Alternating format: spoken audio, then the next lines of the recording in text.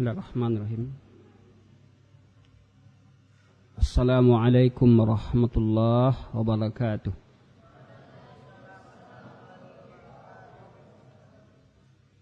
Alhamdulillah hamdan katsiran tayyiban mubarakan fih kama yuhibbu rabbuna wa yardah. Asyhadu an la ilaha illallah wahdahu la syarika lah wa asyhadu anna Muhammadan abduhu wa rasuluh la nabiyya ba'd. Allahumma salli wa sallim ala nabiyyina Muhammadin wa ala alihi wa sahbihi wa man tabi'ahum bi ihsan ila yaumiddin, amma ba'd. Fa inna asdaqal kalam kalamullah wa khairal hadi hadi Muhammadin sallallahu alaihi wasallam wa syarrul umuri muhdatsatuha wa kullu muhdatsatin bid'ah wa kullu bid'atin dhalalah wa kullu dhalalatin finnar. Ma'asyiral muslimin, ikhwah dan akhwat, para tullabul ilmi yang dirahmati dan dimuliakan Allah Subhanahu wa taala. Kaifa halukum? Alhamdulillah bikhair. Semoga kita selalu diberikan rahmat oleh Allah, karunia-Nya dalam ilmu dan amal.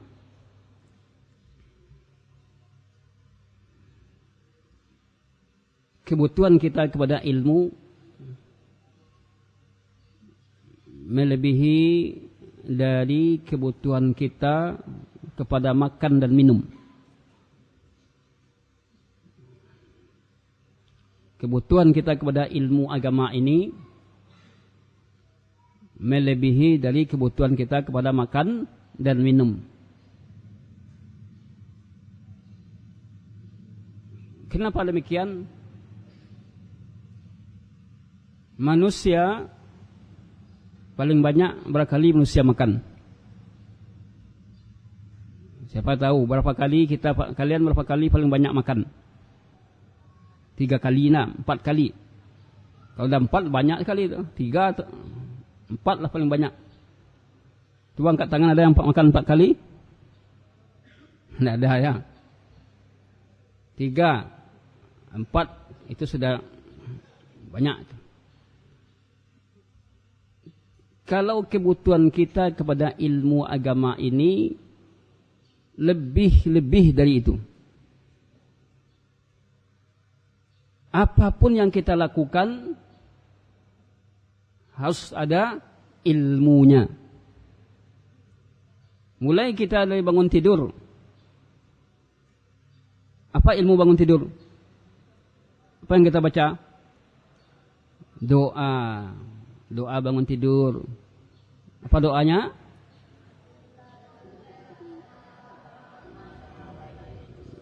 Ya.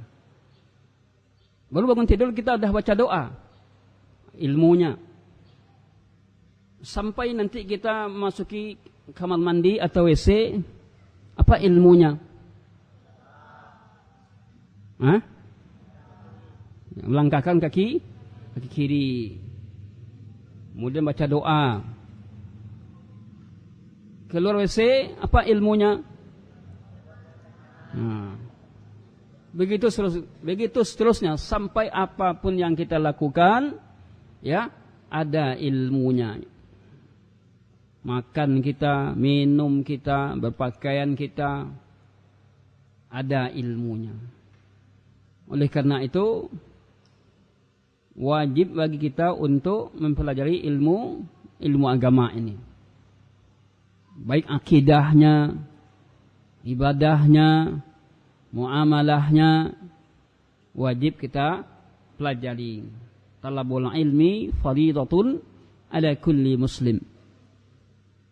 Untuk ilmu itu faridah, wajib atas setiap muslim. Ya. Apakah dia sudah tua tetap wajib untuk ilmu. Anak-anak apalagi tetap wajib untuk ilmu. Apakah dia sebagai seorang ibu wajib dia untuk ilmu? Untuk ilmu. Oleh karena itu kita tidak boleh ya malas belajar. Kita harus terus menambah ilmu kita. Ilmu itu adalah ruh ya dari kehidupan kita ini. Oleh karena itu orang-orang yang berilmu mendapatkan derajat dan kedudukan yang tinggi di sisi Allah. Coba tahu ayatnya dalam surah Al-Mujadilah. Situ Allah katakan Allah mengangkat derajat orang-orang beriman dan orang-orang berilmu di antara kalian. Ya. Apa bunyi ayatnya? Yang tahu dapat ini kasih hadiah. Allah akan angkat derajat kita dengan ilmu.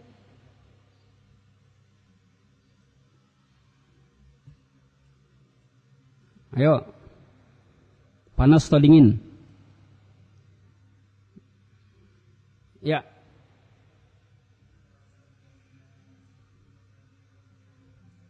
Ya, ahsanta. Barakallahu fiik. Yarfa'illahu alladhina amanu minkum walladhina utul ilma darajat. Ya, Ustaz enggak mau mendustai janji ya. Yang bisa jawab dikasih. Ini hadiah. Fadal. Allah angkat derajat kita dengan ilmu. Oleh karena itu, para tulab sekalian, juga kita semua harus selalu berusaha untuk mendapatkan ilmu. Contoh, Ustaz datang ke sini untuk ilmu. Ya. Jauh-jauh Ustaz datang ini dari kota Padang, ada orang Padang sini. Angkat tangan. Insyaallah, Agus. Ya. Ini yang datang dari jauh-jauh ini harus berhasil ya. Harus berhasil sungguh-sungguh. Artinya semua tetap berhasil, tapi yang jauh tentu dia lebih lagi. Para ikhwah dan akhwat, para anak-anak tulabul ilmi yang dirahmati dan dimuliakan Allah Subhanahu wa taala. Di antara tema ilmu yang akan kita kaji pada hari ini dengan 2 kali pertemuan, yaitu membahas siapa yang tahu tentang apa? Ya, tafsir surat Nuh. Tafsir surat Nuh. Nah, di dalam tafsir surat Nuh ini, Masya Allah banyak sekali ilmu-ilmu dan faedah-faedah yang akan kita ambil, di mana akan nampak di situ bagaimana dakwah Nabi Nuh alaihissalam. Di mana Nabi Nuh alaihissalam seorang rasul. Siapa rasul pertama? Nabi Nuh dan Nabi Adam. Ada yang mengatakan Nabi Adam? Kalau ada yang mengatakan angkat tangan. Adam Ustaz. Rasul pertama adalah Nabi Nuh alaihissalam. Nabi Adam beliau sebagai nabi. Akan tetapi ilmu seperti ini tidak banyak yang tahu. Pernah Ustaz mengajar ya di masjid untuk anak-anak SMA di salah satu masjid di Kota Padang. Ustaz tanya, siapa rasul pertama? Nabi Adam. Jawabannya. Siapa rasul pertama? Maka menjawab Nabi Adam. Ini adalah hal yang keliru ya. Memang karena tidak didalami, tidak dipahami, tidak disebarkan. Yang muncul Nabi Rasul pertama itu Nabi Adam alaihissalam. Nabi Adam adalah Nabi. Nabi Adam itu belum ada pengikutnya.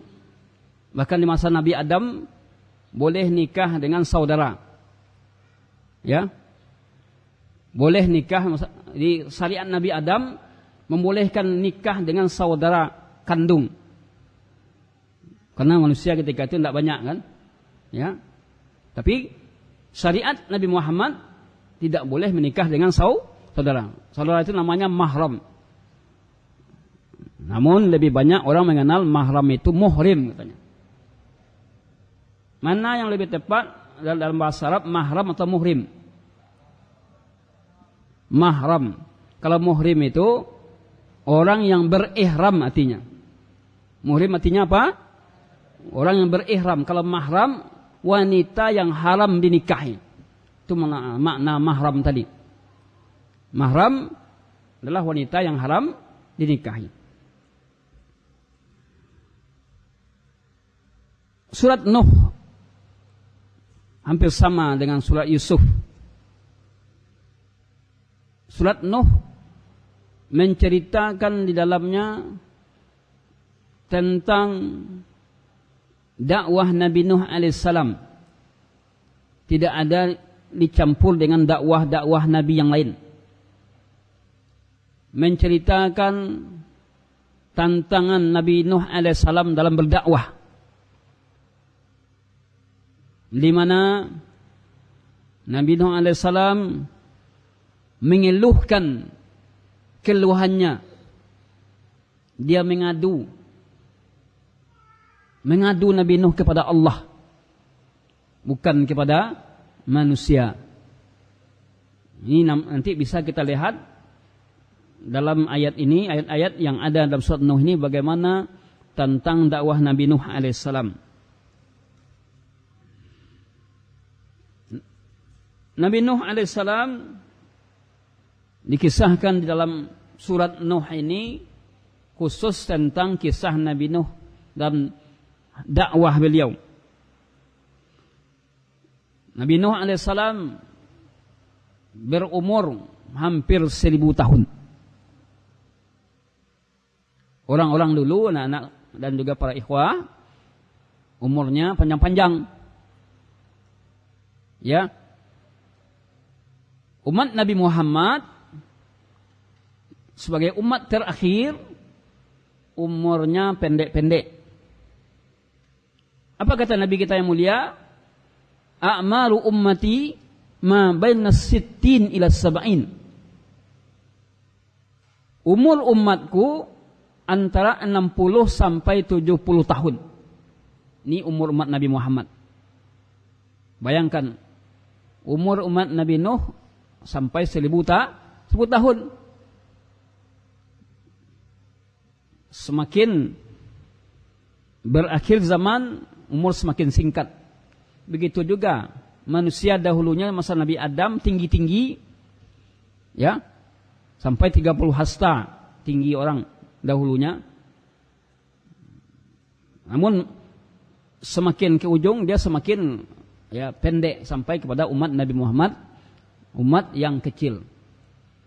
Akan tetapi umat Nabi Muhammad SAW, walaupun umurnya singkat, badannya kecil, tetapi diberikan kemuliaan. Al-hasanatu bi asri amthaliha. Satu kebaikan mendapatkan nilai 10. Ini umur Nabi Muhammad.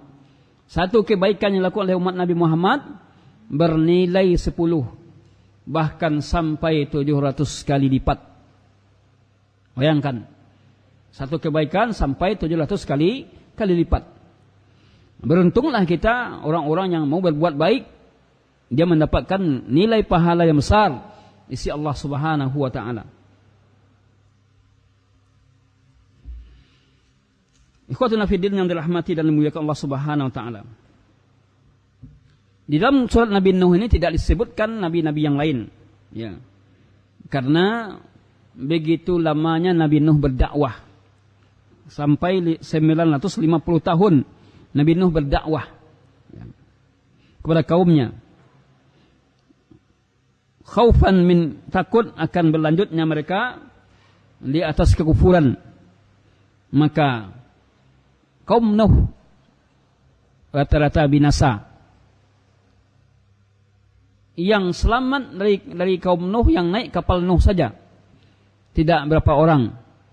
Rata-rata kaum Nuh sudah dibinasakan oleh Allah. Nah, dakwah Nabi Nuh merupakan percontohan dakwah yang perlu kita perhatikan.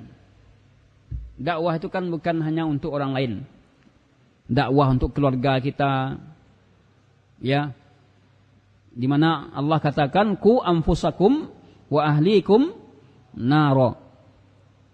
Jaga diri kalian dan keluarga kalian dari api neraka. Seorang ayah mendakwahi siapa? Istri, anak-anaknya. Seorang yang tinggal di suatu komplek, dia mendakwahi tetangganya sesuai dengan kemampuannya. Maka apabila kita ingin mencontoh di antara contoh dakwah, kesabaran dan tantangan yang dihadapi adalah dakwahnya Nabi Nuh alaihissalam. Yang mungkin bila kita bandingkan dengan sekarang ini, dengan dakwah yang sekarang ini, kemudian dibandingkan dengan dakwah Nabi Nuh, maka dakwah kita sekarang belum apa-apa dibandingkan dengan tantangan yang dihadapi oleh dakwah pengikut Nabi Nuh alaihissalam. Di mana ada yang menutup wajahnya, menutup badannya dengan pakaiannya ketika Nabi Nuh berdakwah.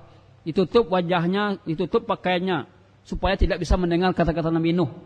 Ada enggak sekarang seperti itu? Ya, paling-paling dia keluar dari masjid kan. Nabi Nuh AS betul-betul menghadapi tantangan yang berat. Apa gunanya kita mempelajari ini? Supaya kita sabar dalam berdakwah, dalam menegakkan kebenaran. Supaya kita sabar. Karena kita hidup di akhir zaman. Di akhir zaman ini, orang-orang yang mendakwakan sunnah Nabi dianggap asing, aneh. Di mana di awal Islam Nabi mendakwahkan dianggap aneh, di akhir zaman juga demikian. Bada'al Islamu ghariban. Islam itu datang muncul dalam keadaan asing. Fasayaudu ghariban kama bada'a. Maka demikian juga kelak akan kembali Islam itu di akhir zaman dianggap asing sebagaimana munculnya dahulu. Contoh keterasingan. Kalau orang berjenggot masyarakat apa ditertawakan, apa dikatakan mereka? Panjang jenggotnya apa dikatakan? Kambing. Ya. Aneh. Padahal jenggot sudah ada dahulunya. Kalau di Minangkabau sudah ada buya-buya terdahulu sudah banyak berjenggot. Ya. Tuang kue Imam Bonjol, siapa yang tidak kenal? Berjenggot kan? Sudah ada dahulunya.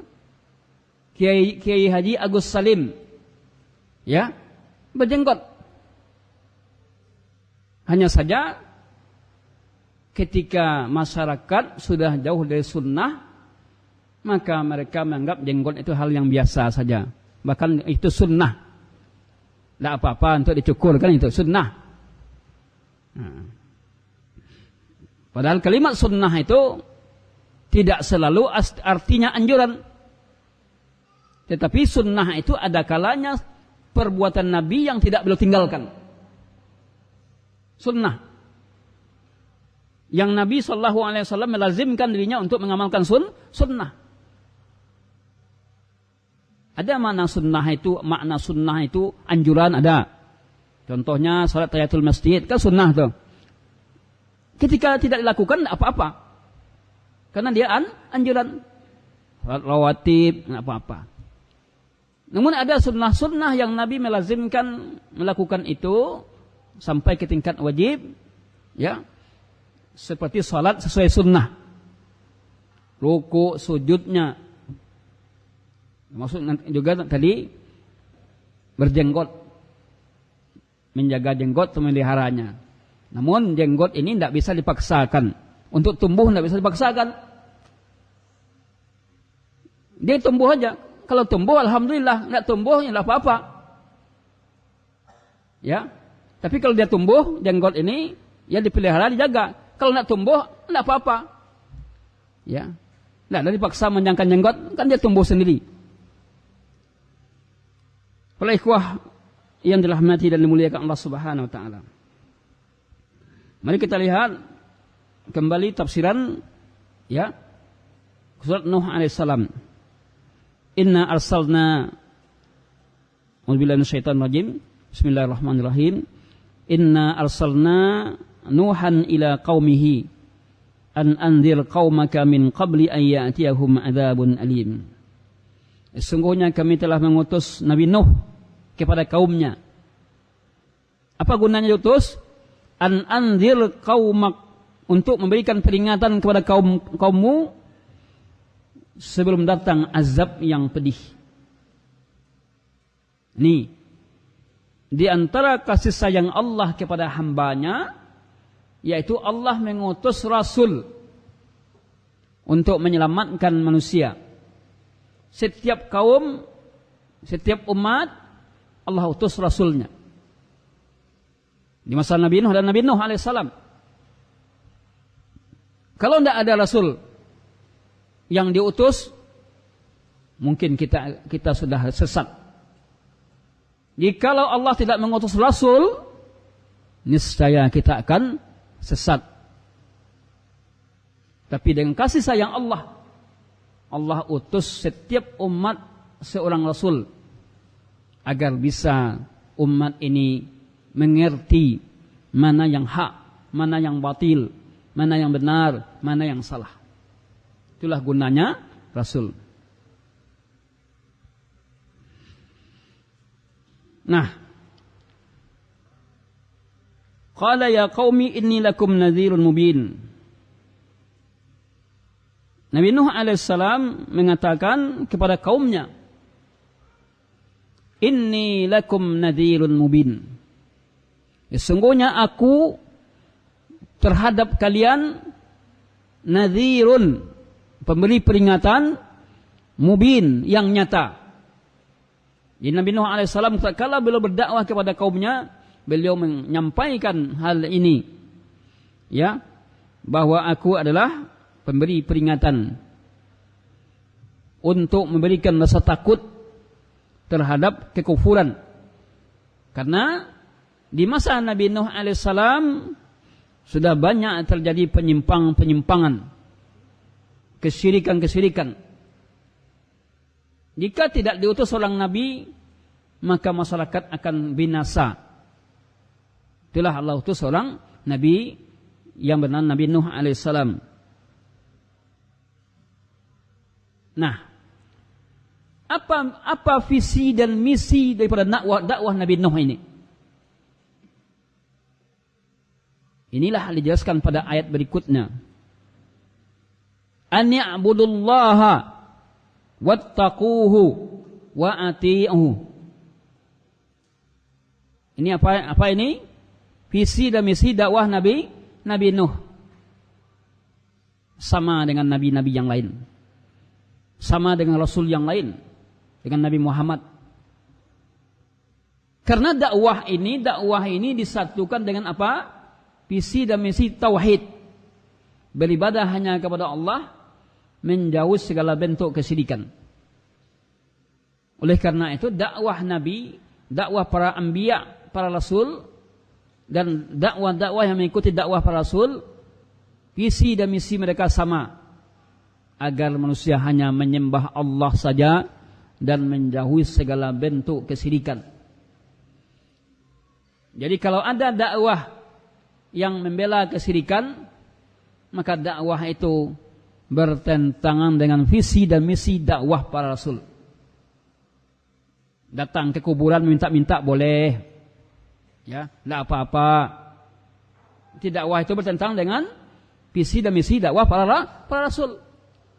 Meminta doa atau berobat ke dukun boleh. Dukun itu kan adalah wasilah. Nah, kan ada orang berkilah. Minta dukun itu kan adalah jalan syariat. Nanti yang menyembuhkan juga Allah.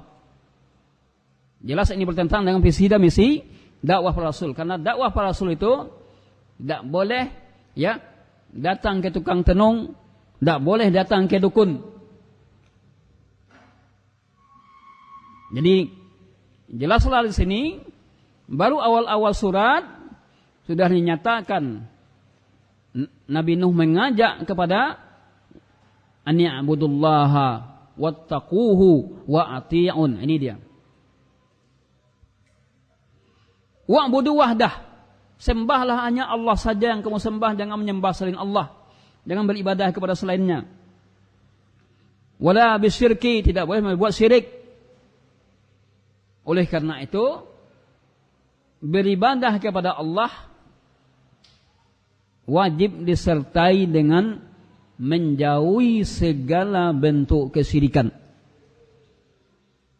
Kalau ada orang beribadah kepada Allah, dia salat, dia puasa, tetapi kesyirikan masih dijalankan, maka ini jelas kekeliruan. Oleh karena itu di berbagai ayat, di berbagai surat kita akan mendapatkan perintah menyembah Allah selalu disertai perintah meninggalkan atau menjauhi kesyirikan. Wa qadha rabbuka alla ta'budu illa iyyahu. Ya, wa'budullaha wa la tusyriku bi syai'an. Sembahlah Allah, jangan kalian persekutukan Allah itu dalam bentuk apapun. Wa'budullaha wa la tusyriku bi syai'an. Sembahlah Allah dan jangan kalian persekutukan Allah dalam bentuk apapun. Ini visi misi dakwah Nabi Nuh alaihissalam. Juga kita umat Nabi Muhammad juga demikian. Dakwahnya dakwah tauhid. Ingat ketika Mu'az bin Jabal diutus ke negeri Yaman, Nabi bertanya, "Ya Mu'az, apa mula-mula dakwah yang akan kamu sampaikan kepada umat?" Ya. Ma awalu ma tad'un, apa mula-mula dakwah yang mula-mula kamu sampaikan? Lalu Mu'az mengatakan, aku akan mengajak mereka untuk mentauhidkan Allah. Ya. Aku akan mengajak mereka untuk mentauhidkan Allah. Oleh karena itu dakwah tauhid merupakan aslun, pokok dari dakwah Ahlussunnah wal Jamaah. Daripada dakwah salaf mengajak kepada tauhid. Wala tusyriku bi syai'an, tidak boleh menyekutukan Allah dalam bentuk apapun. Syai'an.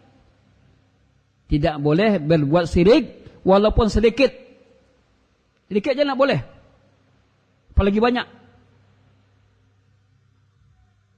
Wattaquh, bertakwalah kepada Allah. Wala ta'suh, jangan berbuat maksiat, jangan berbuat dosa. Bitarki ibadah, yaitu dengan meninggalkan ibadah kepada Allah. Ya. Tidak boleh pula dengan berbuat syirik. Ada kalanya dosa itu dengan meninggalkan ibadah, tidak beribadah kepada Allah, tidak menegakkan salat 5 waktu, ya, atau dengan berbuat dosa, buat syirik. Wa ati'un, ta'atilah pada apa-apa yang kalian diperintahkan dan jauhi apa-apa yang dilarang. Karena aku, kata Nabi Nuh, adalah muballighun, orang yang menyampaikan risalah kepada kalian. Aku diutus untuk menyampaikan risalah kepada kalian. Apa tujuannya? Untuk kebahagiaan kalian, keselamatan kalian, dunia dan akhirat.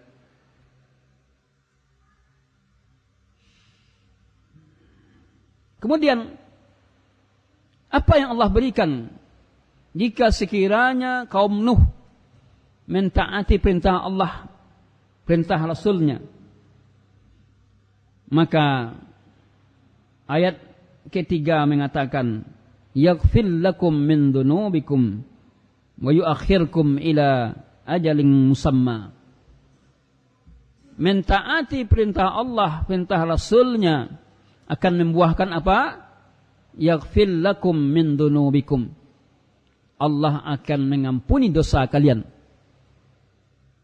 Ini yang pertama.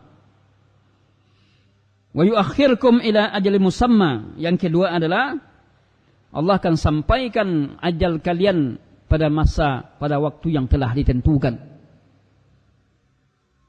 Lau kuntum ta'lamun, jika kalian tahu. Jadi buah dari mentaati Allah, ya, beribadah kepada Allah, mentauhidkan Allah, mentaatinya, bertakwa kepadanya. Apa buahnya yang Allah berikan? Yang pertama apa? Yaghfir lakum, Allah akan ampuni dosa kalian. Yang kedua, Allah akan berikan kehidupan sampai batas waktu yang sudah ditentukan. Nikmati kehidupan sampai batas waktu yang ditentukan. Berapa batas waktu umur yang diberikan Allah kepada hambanya? Wallahu a'lam. Tidak ada orang yang tahu berapa umurnya. Sampai Nabi Muhammad sendiri tidak bisa mengetahui kapan mati. Kenapa? Karena mati itu rahasia Allah. Tidak ada yang tahu. Dengan demikian, kita sudah menyelesaikan 4 ayat dari surat Nuh.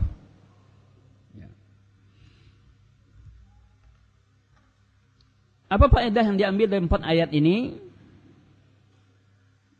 Yang pertama adalah menetapkan kenabian Nabi Nuh, di mana Allah telah mengutusnya sebagai seorang rasul, sebagaimana juga Allah mengutus Nabi Muhammad sallallahu alaihi wasallam.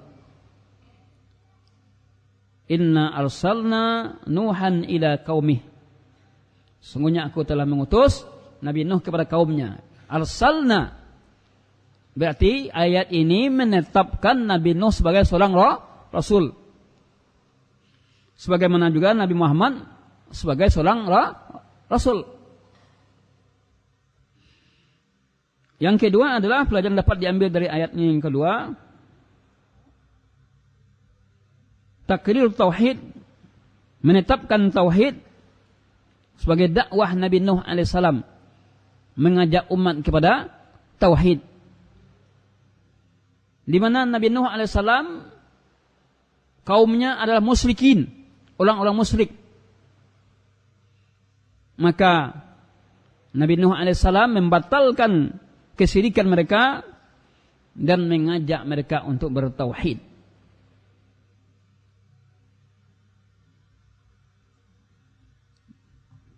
Pelajaran yang ketiga dari ayat sampai ayat 4 ini,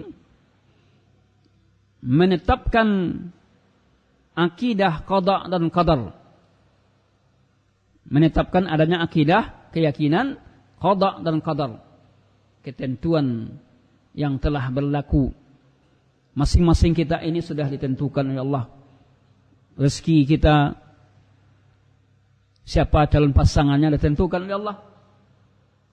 Kemudian apakah dia bahagia atau sengsara, kapan matinya, memang sudah ditentukan oleh Allah. Akan tetapi takdir Allah itu kita tidak tahu.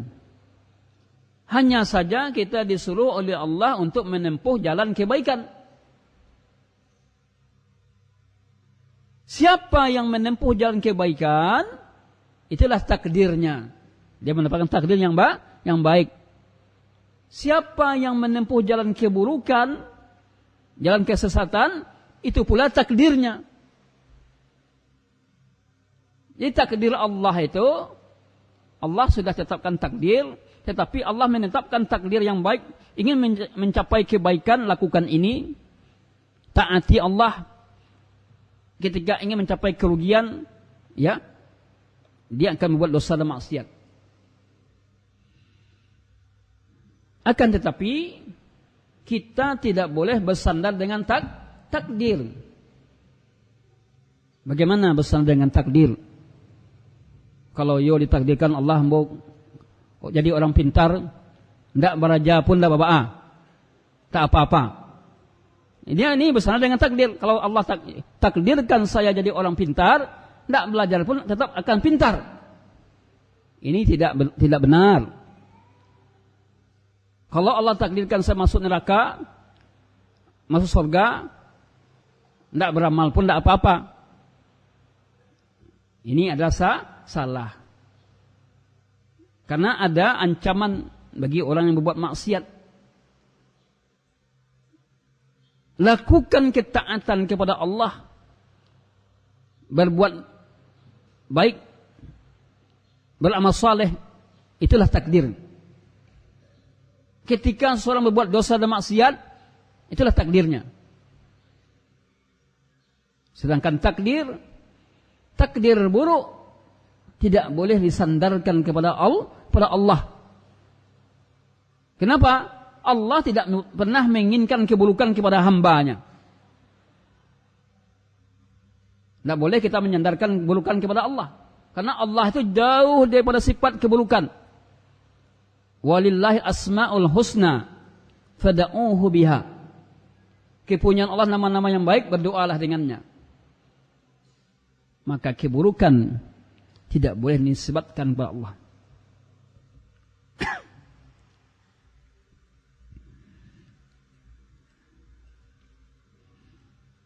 Itu dia ayat 1 sampai ayat 4. Masuk kita kepada ayat berikutnya.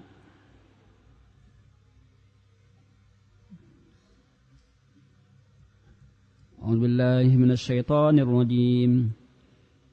Qala rabbi inni da'utu qaumi lailan wa nahara. Nabi Nuh alaihissalam berdoa kepada Allah, inni da'autu qaumi lailan wa nahara. Sesungguhnya aku telah mendakwahkan kaumku lailan wa nahara, malam ya dan siang. Siang malam berdakwah, bayangkan. Tidak ada orang berdakwah siang malam. Paling ada siang ada dakwahnya 2 jam, 3 jam, malam mungkin enggak 1 jam. Akan tetapi Nabi Nuh alaihissalam lailan wa nahara, siang dan malam, bayangkan, siang malam. Tidak ada batasan. Beliau mengungkapkan ini ya kepada Allah. Rabbi, ya Rabbku, inni da'autu qaumi lailan wa nahara. Sesungguhnya aku berdakwah kepada kaumku siang malam. Artinya apa? Daiman bistimrar, berkelanjutan terus, tidak berhenti berdakwah. Enggak berhenti berdakwah. Istilahnya dakwah ini tidak ada masa cuti dakwah, ada. Tidak ada masa cuti dakwah. Makanya para ustaz ketika dia ada kesempatan dia berdakwah, ada peluang untuk mengamalkan ilmu, mengajarkan masyarakat, ya, dia datangi. Seorang dai itu tidak ada istilah berhenti berdakwah. Tidak ada pensiun dari berdakwah. Ya. Tidak ada pensiun dari berdakwah. Kita sebagai seorang kepala keluarga juga demikian. Tidak ada berhenti dari mendakwahi anak-anak kita, mengajak mereka kepada kebaikan. Nah, dakwah itu terus menerus. Nabi Nuh alaihissalam telah melakukan itu. Ini da'utu qaumi lailan wa nahara. Falam yazidhum du'ai illa firara. Tidak. Bagaimana hasil dakwah Nabi Nuh? Ternyata dakwah Nabi Nuh tidak membawa hasil. Beliau katakan, falam yazidhum, tidak ada yang bertambah untuk ikut terhadap dakwahku illa firara, melainkan mereka bertambahlah lari. Diajak untuk masuk Islam, lari. Ada yang mengetahuinya, ya.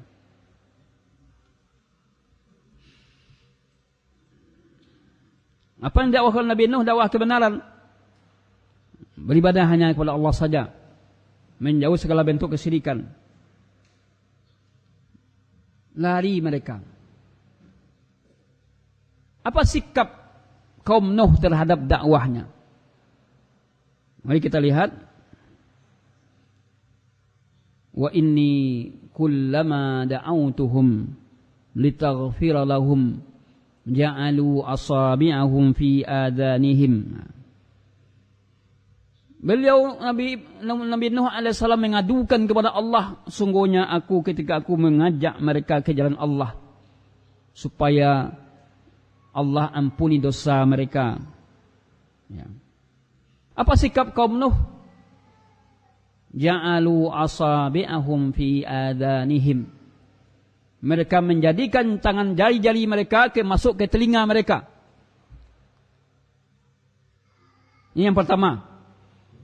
Bukti bahwa kaum Nuh menolak dakwahnya ketika Nabi Nuh mengetuk-ngetuk pintu untuk berdakwah, kaumnya langsung tutup telinga. Ya qaumi ani'budullaha wattaquhu wa ati'un. Wahai kaumku, beribadahlah kamu hanya kepada Allah. Ya, bertakwalah dan taatilah. Apa sikapnya? Masukkan jarinya ke telinga ini, tutup. Ada nak dakwah? Ada nak kaum seperti ini sekarang ini? Makanya wajar Nabi mengatakan, seberat-berat ujian dakwah yang dihadapi oleh para nabi. Asyaddul anbiya, ya, asyaddul bala al anbiya. Seberat-berat ujian dakwah yang dihadapi oleh para nabi. Didakwahi langsung dia tutup telinga. Enggak. Alangkah hibahnya hati Nabi Nuh alaihissalam. Alangkah sedihnya Nabi Nuh alaihissalam ketika didakwahi, ya, kaumnya tutup telinga. Ja'alu asabi'ahum fi adanihim. Artinya apa? La yasma'u, mereka tidak mau mendengar apa yang dikatakan Nabi Nuh alaihissalam. Ya, mereka tidak mau mendengar apa yang aku katakan. Begitu berat tentang dakwah Nabi Nuh alaihissalam.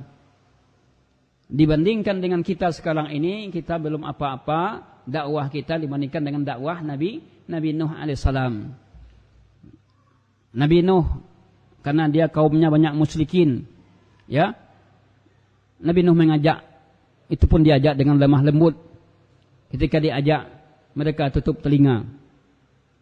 Ini yang pertama, sikap penolakan dari dakwah Nabi Nuh yang dilakukan oleh kaumnya. Yang kedua, sikap penolakan yang kedua, wastaghshaw thiyabahum. Mereka menutupi diri mereka dengan pakaian mereka. Menyelimuti tubuhnya dengan pakaian. Ya. Bayangkan, didakwahi istilah orang Padang bakalumun. Ya, mereka tutupi badan mereka ini dengan pakaian mereka, tubuh mereka, sehingga mereka tidak mendengar dakwah Nabi Nuh. Adakah orang seperti pengikut Nabi Nuh sekarang ini seperti itu? Tidak ada, ya. Makanya tadi kita katakan dakwah yang paling berat dakwah para nabi. Asyaddul bala al anbiya. Sebesar-besar ujian yang dihadapi oleh para nabi. Ini gunanya kita membacakan agar kita tatkala kita di lapangan, di masyarakat, kita menghadapi cemoohan orang-orang yang tidak mengerti sunnah, kita bisa sabar menghadapinya. Karena ujian yang kita hadapi belum lagi seperti ujian dihadapi oleh Nabi Nuh alaihissalam. Mungkin kalau ada seperti itu, mungkin mau bercakap, kan? Mau kita bertengkar dengan orang lain. Karena dia menghina. Tapi Nabi Nuh alaihissalam itu yang dihadapinya. Itu yang dia keluhkannya kepada Allah. Ya. Dia tidak mengadu kepada makhluk lain. Dia hanya mengadu kepada Allah, ya Rabbi, ya Rabbku. Dia curhat kepada siapa? Kepada Allah. Karena memang anak beliau, istri beliau tidak mendukung dakwah beliau. Bayangkan. istrinya dan anak-anak tidak mendukung dakwah beliau. Wastaqshaw thiyabahum. Ini yang kedua. Yang pertama apa tadi bentuk penolakannya? Tutup telinga. Yang kedua, ya, mereka menyelimuti badan mereka dengan baju mereka, tubuh kepala mereka diselimuti semuanya, sehingga tidak terdengar dakwah Nabi Nuh alaihissalam. Wa asarru, ya, mereka terang-terangan menghina dakwah Nabi Nuh, berkelanjutan mereka di atas kebatilan. Mereka tetap dalam kesyirikan mereka. Tetap dalam kesyirikan mereka. Ini pengaduan. Ini baru bentuk-bentuk pengaduan Nabi Nuh alaihissalam yang beliau sampaikan, yang beliau kadukan kepada Allah Subhanahu wa taala. Inni da'utu qaumi lailan wa nahara. Sungguh aku mengajak kaumku siang dan malam. Artinya adalah berkelanjutan. Kemudian falam yazidhum du'ai illa firara. Tidak menambah, ya, seruan dakwahku tidak berpengaruh, melainkan mereka bertambah lari dari dakwah tadi. Apakah dakwah Nabi itu salah menyampaikannya? Tidak. Nabi, Rasul itu sudah dibekali ilmu oleh Allah. Tidak mungkin. Apakah Nabi Nuh itu keras? Tidak. Karena kaumnya, kaum yang sudah melampaui batas, kaum yang tidak mendapatkan hidayah. Al-hidayah biyadillah. Hidayah itu di tangan Allah, tangan Allah. Allah yang menentukan hidayah. Jadi kita punya keluarga, saudara, belum ikut sunnah, belum tunduk kepada Quran dan sunnah. Hidayah di tangan Allah. Tugas kita menyampaikan, memberitahu. Jangankan kita, Nabi pun tidak bisa memberikan hidayah meskipun kepada keluarga beliau. Ini contoh Nabi Nuh alaihissalam. Kemudian ikhwatuna fiddin, wa inni kullama da'autuhum litaghfira lahum ja'alu asabi'ahum fi adanihim wastaghshaw thiyabahum wa asarru wastakbaru istikbara. Nah, kemudian mereka tetap dalam kesyirikan, kemudian mereka tetap menyombongkan diri. Bentuk penolakan berikutnya apa? Mereka tetap dalam kesyirikannya dan mereka tetap menyombongkan diri. Wastakbaru istikbara. Dah berapa tadi bentuk penolakan umat dakwah Nabi Nuh, kaum Nabi Nuh? Yang pertama apa tadi? Ya. Apa yang pertama tadi? Menutup telinga. Yang kedua, ya, menutup tubuh mereka dengan pakaiannya. Yang ketiga, wa'asarru. Mereka terus berbuat kesyirikan. Yang keempat apa? Wastakbaru istikbar. Mereka menyombongkan diri. Ya. Apa tanda orang menyombongkan diri? Batarul haq wa gamtun nas. Mereka menolak kebenaran wa gamtun nas, dan melecehkan manusia. Nih, tanda-tanda orang sombong apa? Menolak kebenaran. Diberitahu, dia langsung marah. Ada kalanya orang menolak kebenaran itu bukan karena dia bodoh, tetapi karena sombong, bukan karena tidak tahu. Nah, ini yang terjadi pada kaum Nuh. Wastakbaru istikbara. Mereka bertambah kesombongannya. Kemudian inni da'autuhum jihara. Lalu Nabi Nuh juga menyampaikan bentuk dakwah atau metode dakwah Nabi Nuh. Ada dua metode dakwah Nabi Nuh. Ya, yang pertama adalah berdakwah terang-terangan. Kemudian berdakwah sembunyi. Tatkala Nabi Nuh sudah mengetahui bagaimana tabiat kaumnya, kalaupun Nabi Nuh sembunyi-sembunyi tidak ada gunanya. Lalu beliau mengatakan, inni da'autuhum jihara. Nah, sesungguhnya aku mendakwahkan mereka jihara, terang-terangan. Tidak ada lagi sembunyi-sembunyi. Thumma inni a'lantu lahum. Kemudian aku mengiklankan, mengumumkan kepada mereka tentang dakwah ini, tentang tauhid, mengajak mereka bertauhid. Wa asrartu, kemudian aku sembunyikan, aku rahasiakan. Ada kalanya Nabi Nuh itu terang-terangan, ada kalanya Nabi Nuh sembunyi-sembunyi dalam berdakwah. Ya. Namun juga tetap belum membuahkan hasil. Nabi Muhammad SAW juga demikian dalam dakwahnya. Dakwah Nabi ada dakwah bisirri. Nabi berdakwah secara sembunyi-sembunyi. Di awal-awal Islam, dakwah Nabi sembunyi-sembunyi. Kemudian Nabi berdakwah terang-terangan. Ketika Umar bin Khattab masuk Islam, maka mulailah dakwah yang dilakukan Nabi Muhammad, yaitu terang-terangan. Ketika ada orang yang membela dakwah tadi. Nabi Nuh AS juga demikian cara dakwah beliau. Beliau berdakwah dengan sembunyi-sembunyi, juga terang-terangan. Nah, di zaman sekarang tidak ada lagi dakwah sembunyi-sembunyi, itu tidak ada. Qad tabayyana ar-rusydu minal ghayyi. Dakwah sembunyi-sembunyi itu pada masa dahulu telah nyata, ya. Tabayyana telah nyata petunjuk dengan kesesatan. Mana yang petunjuk, mana yang sesat sudah jelas. Tak perlu sembunyi-sembunyi. Maka dakwah salaf juga dakwah yang tidak ada sembunyi-sembunyi lagi, sudah terang. Sembunyi-sembunyi dakwahnya di rumah-rumah, tutup pintu sampai ada orang tahu. Nah, ini bukan dakwah benar lagi. Kenapa? Karena dakwah ini sudah jelas. Yang disampaikan jelas. Dalilnya jelas.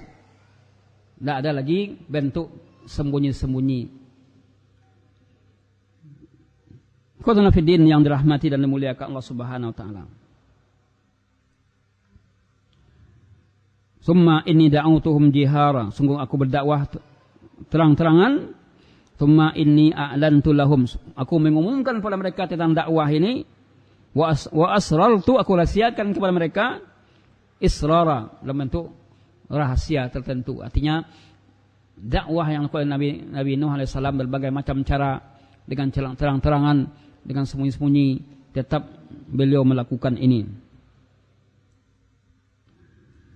Lalu Nabi Nuh AS berdakwah dengan metode memohonkan ampun, mengajak umat untuk minta ampun kepada Allah. Fakultu, aku berkata, istaghfiru rabbakum. Karena Nabi Nuh AS tahu dengan perilaku umatnya yang banyak berbuat dosa dan maksiat. Maka terapi dari dosa dan maksiat itu apa? Mohon ampun kepada Allah. Istaghfiru rabbakum. Mohon ampun kalian kepada Rabb kalian. Innahu kana ghaffara. Sungguhnya dia adalah Maha Pengampun. Allah adalah Maha Pengampun. Sebesar apapun dosa hambanya, jika benar-benar hambanya minta ampun, niscaya Allah akan ampuni. Faqultu astaghfiru rabbakum, ya, aku ajak kaumku, aku katakan kepadanya, mohon ampunlah kepada Rabb kalian. Innahu kana ghaffara. Sungguhnya dia adalah Maha Pengampun. Yang mana sebelumnya Nabi Nuh AS sudah mengajak umatnya untuk mentauhidkan Allah, ya, beribadah hanya kepada Allah saja, kemudian bertakwa, taat, dan niscaya Allah akan mengampuni kamu, mengampuni kesalahan. Kemudian Nabi Nuh mengajak lagi umatnya untuk minta ampun, ya. Faqultu astaghfiru rabbakum. Mohon ampunlah kalian kepada Rabb kalian. Innahu kana ghaffara. Ghaffara adalah artinya Maha Pengampun. Beda dengan kita. Kita manusia tidak maha pemaaf. Banyak manusia ini tidak mau maafkan kesalahan orang lain. Ya. Allah maha pemaaf. Bahkan dalam hadis qudsi juga demikian. Kalian berbuat jahat siang dan malam, kemudian kalian minta ampun kepadaku, aku akan ampuni. Innahu kana ghaffara.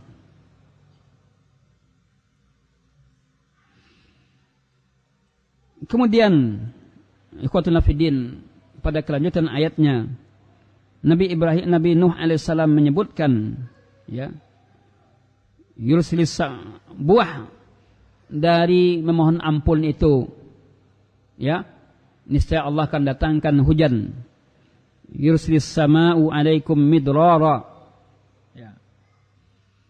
Allah akan turunkan pada kalian hujan berturut-turut ketika kalian memohon kepadanya. Allah akan turunkan hujan pada kalian yang merupakan hujan itu nikmat. Allah akan turunkan hujan berturut-turut ketika kalian apa? Memohon kepadanya. Wa ja'al lakum jannat, kemudian Allah akan jadikan untuk kalian, ya, yumdidkum bi amwalin wa banin. Yumdidkum bi amwalin wa banin. Allah akan berikan kalian karunia, yaitu amwal wa banin, harta dan anak. Harta dan anak. Buah dari apa? Buah dari istighfar tadi. Apa buahnya? Allah akan karuniakan kalian harta dan anak sebagaimana keinginan kalian. Oleh karena itu ayat ini dijadikan oleh para ulama, di antaranya saya pernah membaca sebuah makalah dari Syekh bin Baz. Jika kita ingin diberikan karunia Allah, pertama adalah harta yang banyak, kemudian anak, perbanyak istighfar. Perbanyak istighfar. Berdasarkan ayat ini, buah dari istighfar itu apa? Yaitu Allah akan karuniakan kalian, ya, wimdidkum bi amwalin wa banin. Allah akan karuniakan kalian harta dan anak. Saya pernah membaca sebuah buku yang ditulis Syekh bin Baz, itu fatwa-fatwa beliau, di mana ada salah seorang, ya, ikhwan yang mana dia sudah nikah sekian puluh tahun, ya, belum dikaruniai oleh Allah seorang anak. Maka ketika itu Syekh bin Baz mengatakan, perbanyak istighfar, perbanyak minta ampun kepada Allah. Ya Syekh, apa yang akan saya lakukan? Saya sudah sekian puluh tahun berkeluarga, belum dikaruniai seorang anak pun. Berdasarkan ayat ini saya membawakan firman Allah ini, wamdidkum bi amwalin wa banin. Niscaya Allah akan memberikan kalian karunia harta dan anak. Maka Syekh mewasiatkan kepada orang yang bertanya tadi, perbanyak istighfar, mohon ampun kepada Allah. Akhirnya bagaimana? Qadarullah, ya, selang beberapa tahun kemudian datanglah orang yang bertanya itu kepada Syekh. Ya Syekh, dulu Syekh mewasiatkan saya untuk memperbanyak istighfar. Alhamdulillah sekarang saya sedang punya beberapa orang anak. Lah saya menjalankan wasiat Syekh tadi, memperbanyak istighfar, mohon ampun kepada Allah. Itu saya lakukan karena Allah. Allah karuniakan saya beberapa orang anak. Ini merupakan satu bukti, itu keyakinan kita. Apabila kita di antara strategi yang kita lakukan, apabila kita belum dikaruniai oleh Allah anak, tentu bersabar, kemudian memperbanyak istighfar sebagaimana dalam ayat ini, wa yumdidkum bi amwalin wa banin. Karena ayat ini jawaban dari fastaghfiru rabbakum, mohon ampunlah kalian kepada Rabb kalian. Di jawaban ayat ini, Allah akan berikan kalian karunia harta dan anak. Demikian juga kenapa rezeki saya sangat kurang sekali. Mungkin karena dosa yang kita lakukan. Maka di antara celah atau solusi agar Allah bukakan pintu rezeki, perbanyak mohon ampun kepada Allah. Ya. Niscaya wa yumdidukum bi amwalin wa banin. Niscaya Allah akan karuniakan kalian harta dan anak.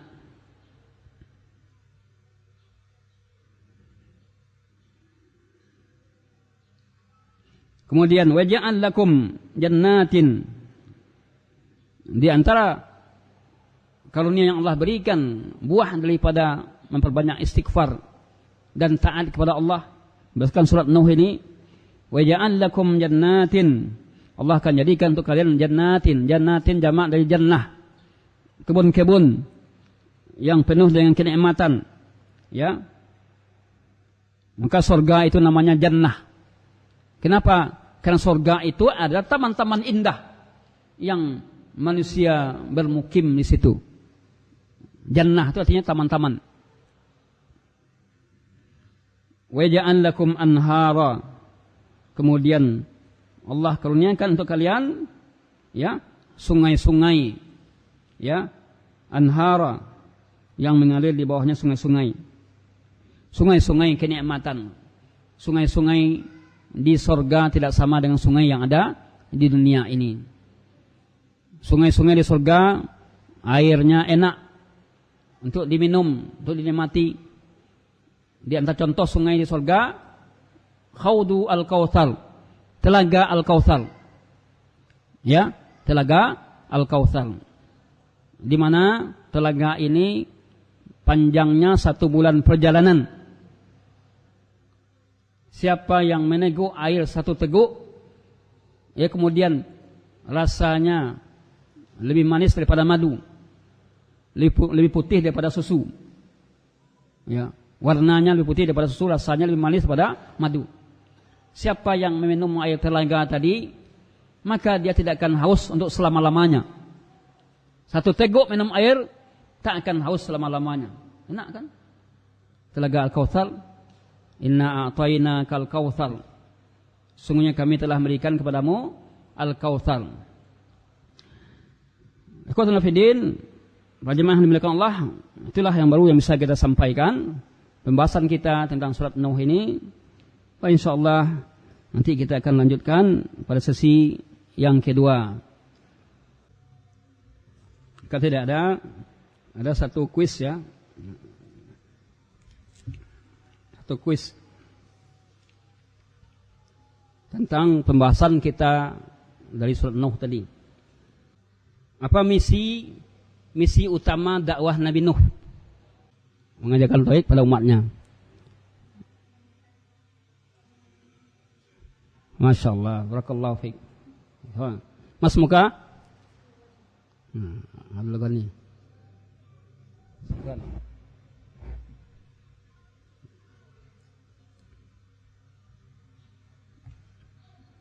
Mau lagi kuisnya? Apa buah dari? Ya. Setelah Allah katakan bahwa dakwah Nabi Nuh itu mengajak kepada tauhid, ya. Dan dengan mentaatinya. Lalu pada ayat berikutnya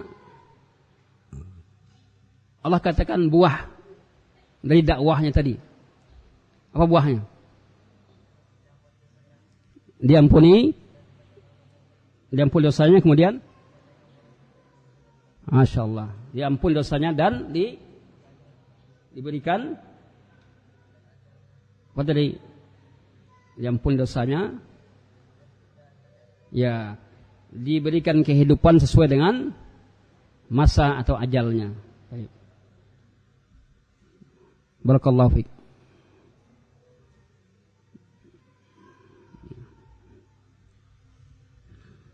Baik, barangkali sampai di sini pembahasan kita. Insyaallah nanti dilanjutkan pada sesi yang kedua. Semoga bermanfaat. Sallallahu ala nabiyina Muhammadin wa ala alihi wa sahbihi. Wa akhir da'wana alhamdulillahirabbil alamin. Subhanakallahumma bihamdik, la ilaha illa anta, astaghfiruka wa atubu ilaik. Assalamualaikum warahmatullahi wabarakatuh.